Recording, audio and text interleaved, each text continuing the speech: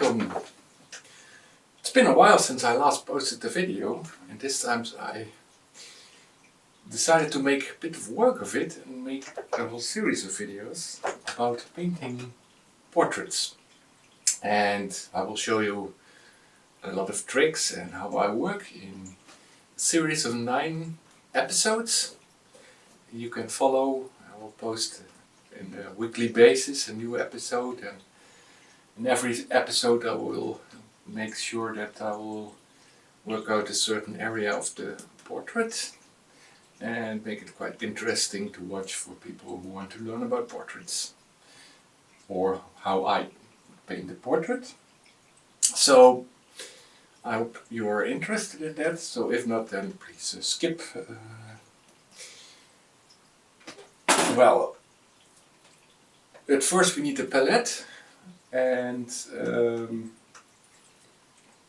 that's a starter. Then we need 7 different types of paint. We need, I'll show you them all. Like, first and foremost we have the titanium white. It's your basic white. And next up is burnt sienna. It's a very important color for me when I'm painting portraits. Burnt sienna is an earth pigment. It's a very nice color, and you can even mix it into a black together with ultramarine blue, and I will show you. Then we have real black for the darkest areas. You're not obliged to use it, but you can, and I'll show you. Then we have this color that actually resembles burnt sienna a bit, although it's much more vibrant and a bit orangey. It's transparent oxide red. It's really a nice color to make for warm skin tones. And then we have the yellow ochre. It's also one of my most important colors on the palette. Well, it's kind of, you can also use Mars yellow if you like. And this one is cadmium red. We will be needing not too much of it, but still. Then we have the medium. We will be using an alkyd medium. You can use the original one. Further on we need brushes. You can use filbert size 6 or so. Mostly I use synthetics. In this case I only did everything with synthetics. A broader one and some smaller. And best to have these with a somewhat stiffer synthetic fiber.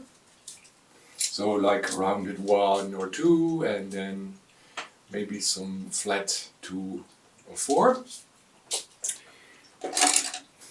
So then you might need a canvas or a panel. I mostly paint on panels in this size, and this is 40 by 50 centimeter, so roughly 20 by 16 by 10, 60 by 20 inches, I guess it is.